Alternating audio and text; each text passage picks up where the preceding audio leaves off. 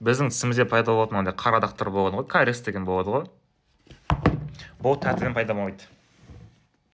Мен 3-ші курс оқимын, стоматолог 3-ші курс оқимын. И сол үшін сіздерге қазір кариестің пайда болу патогенезін механизмін айта кетемін.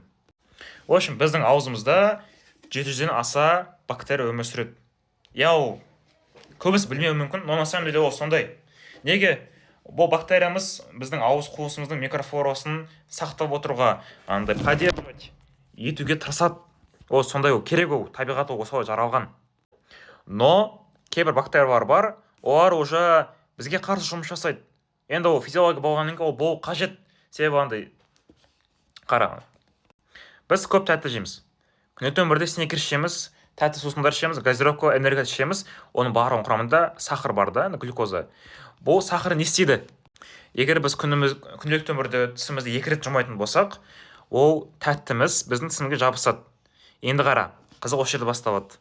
Жаңағы стрептококк мутанс бар ғой, сол тәттіні прям жақсы көреді ғой, андай.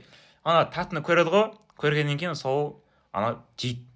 Адам тілімен айтқанда, жейді, біз қышқы бөледі. Сол бактериямыз ол қышқынды ортада өзі көбейе бастайды. Көбейе бастағаннан кейін прям кайф болады сол ортада.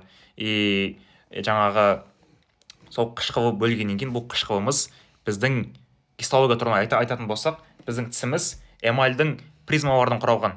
Сол эмаль призмаларының гидроксапатиттерін барлығын ерітіп жүреді, минералдың бәрін шайып жүреді. Вот, тіс минералсыз болса не болады? Тіс сынғыш болады. Тіс сынғыш болса болады, жаңағы бүкіл кариозды қуысымыз пайда болады, уже андай деңгенға кетеді, ұлпаға кетеді. Сол үшін біздің тісіміз ауырады. Сол үшін егер біз уақытылы күнделікті өмірде тісімізге қарамайтын болсақ, жылына 3-4 хотя бы 2 рет болсын стоматологқа бармайтын болсақ, жаңағы біз ертесі күні 50 жасымызда бүкіл тісімізден айырылып қаламыз. Өтініш, күнделікті тісіңізде ертесі күні таңнан кешке тіс күтіміне серьезно қарайық.